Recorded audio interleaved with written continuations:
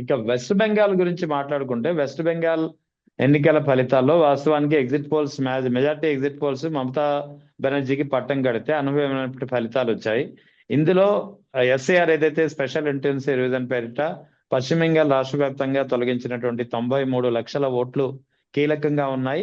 మరో 27 లక్షల ఓటర్లు తమ ఓటు పునరుద్ధరించాలంటూ అప్లికేషన్ పెట్టుకున్నా వాటిని బేఖాతరు చేసినటువంటి పరిస్థితి, పెండింగ్ లో పెట్టినటువంటి పరిస్థితి. సో ఓవరాల్ గా ఇక్కడ బీజేపీ మొత్తం 207 సీట్లు గెలుచుకుంది పశ్చిమ బెంగాల్ అనూహ్యంగా. ఈ 207 సీట్లలో సగానికి పైగా సీట్లు అంటే 105 సీట్లలో బీజేపీ అభ్యర్థులకు లభించిన విజయం కంటే ఆయా నియోజకవర్గాల్లో ఎస్ఐఆర్ ద్వారా తొలగించినటువంటి ఓట్లే ఎక్కువ.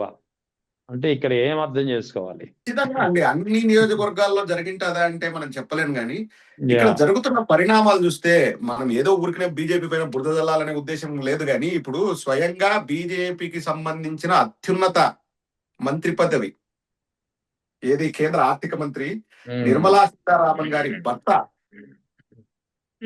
పట్టాల ప్రభాకర్ గారే ఎన్నో అనుమానాలు లేవనెత్తి ప్రపంచం అంటే అంతా తెలిసేలాగా దేశం పైనుంచి కిందికి ఆయన మీటింగులు పెడుతున్నాడు ఆంధ్రప్రదేశ్ నుంచి.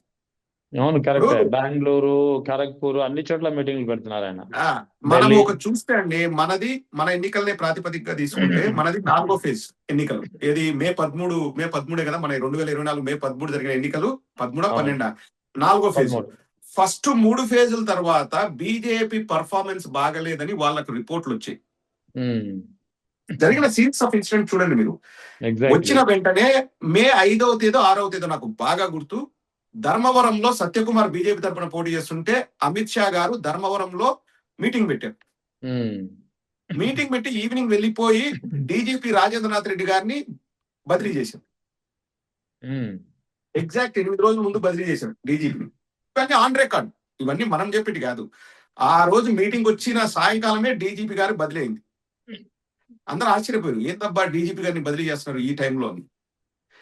అండ్ 6 గంటల తర్వాత ఇప్పుడు నేను మాట్లాడానండి వ్యక్తిగతంగా పరకాల ప్రభాకర్ గారితో 1 గంట సేపు 2 గంటల సేపు మేము డిస్కస్ చేసాం దీని గురించి. వారు మా పార్టీ వారు కాదు, మా పార్టీ మీద విమర్శలు చేస్తారు, కానీ ప్రజాస్వామ్యానికి ఇబ్బంది కలుగుతున్నప్పుడు అందరూ ఏకం కావాల్సిన అవసరం ఉంది. నేను మాట్లాడినప్పుడు వారు ఇదే అన్నారు, కాదండి ప్రదీప్ గారు, ఇక్కడ మీకు క్లియర్ గా నేను అప్పుడు చెప్తాను, 6 గంటలకు ఇంకా క్యూలో ఎంతమంది ఉన్నారో లాస్ట్ ఉన్న వ్యక్తి దగ్గర నుంచి వానికి స్లిప్ నెంబర్ 1 ఇస్తారంట. ఇప్పుడు 120 మంది ఉన్నారనుకోండి, ఈ మన బూత్ గుమ్మం దగ్గర ఉన్న వాడికి 120 టోకెన్ ఇస్తారు. 119, 118, 117, 116. అంటే ఏంటి, అక్కడ లాస్ట్ లో 1 ఇచ్చిన తర్వాత ఇంక ఎవరు ఇవ్వడానికి లేదు. 6 గంటల 1 నిమిషం వచ్చినా వాళ్ళు.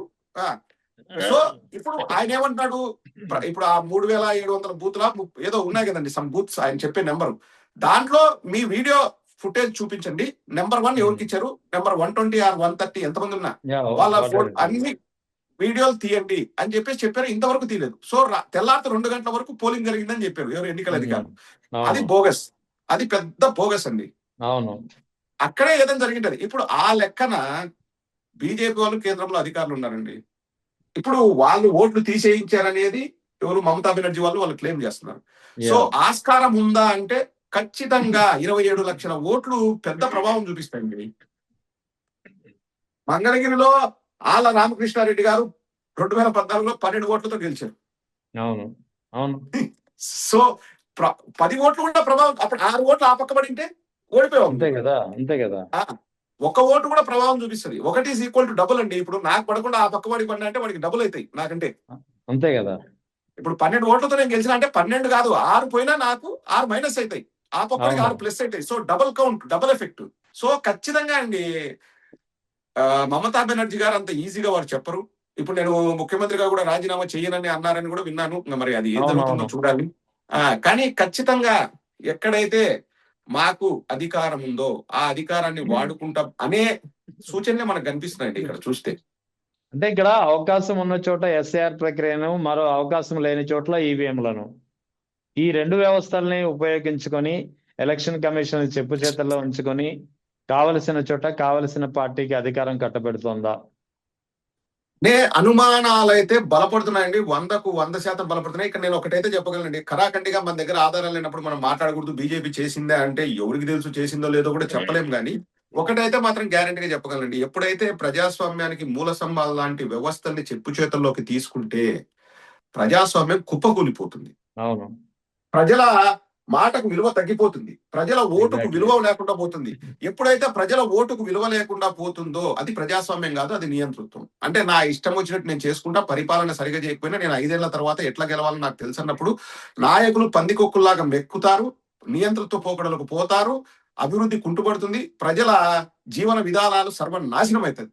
ఆ ప్రజాస్వామ్యానికి పట్టుకొమ్మల లాంటి వ్యవస్థల్లో పనిచేసే వాళ్ళకి ఆ విఘ్నత అనేది ఉండాలన్నది ప్రధానమైన అంశం అండి. ఎవరికి ఉందా లేదన్నది నెక్స్ట్ పాయింట్. కానీ ఒరే, స్వతంత్ర ప్రతిపత్తి గల ఒక సంస్థకు నేను అధ్యక్షుడిగా ఉన్నప్పుడు రాజకీయ ప్రలోభాలకు నేను తలొగ్గకూడదు, నేను ఏమీ చేయకూడదు, నా పని నేను చేసుకుంటూ పోవాలి, నా కర్తవ్యాన్ని నేను నిర్వర్తించుకుంటూ పోవాలి, నేను చక్కగా పనిచేస్తేనే ఈ వ్యవస్థ అనేది చక్కగా ఉంటుందనే ఒక ఇంగిత జ్ఞానం ఆ సంస్థలో పనిచేసే వాళ్ళకు ఉందనుకోండి, ఎవరైనా కానీ రెహమాన్ గారు పనిచేయచ్చు, నేను పనిచేయచ్చు, ఇంకొకరు చేయొచ్చు, ఉందనుకోండి, వ్యవస్థలు చక్కగా నడుస్తాయి. ఇప్పుడు దేశాన్ని నడిపించేది ఎస్ బ్యూరోక్రాట్స్ ఒక పక్క ఉంటారు, లేకపోతే పొలిటీషియన్స్ ఒక పక్క ఉంటారు, న్యాయ వ్యవస్థ ఒక పక్క ఉంటది, పోలీస్ వ్యవస్థ ఉంటది. కానీ ఈ రోజు నా ప్లేస్ లో ఇంకోటి రావచ్చు, కానీ వ్యవస్థలు పకడ్బందీగా ఉండాలి, ఆ వ్యవస్థలకు ఇవ్వాల్సిన గౌరవం ఇవ్వాలి, ఆ వ్యవస్థల యొక్క ఔన్నత్యాన్ని మనం కాపాడుకుంటూ పోతే దేశం అన్నది, దేశ సమగ్రత బాగుంటుంది, దేశంలో అభివృద్ధి జరుగుతుంది, ప్రజలకు మంచి జీవన విధానాన్ని మనం ఇవ్వగలుగుతాం.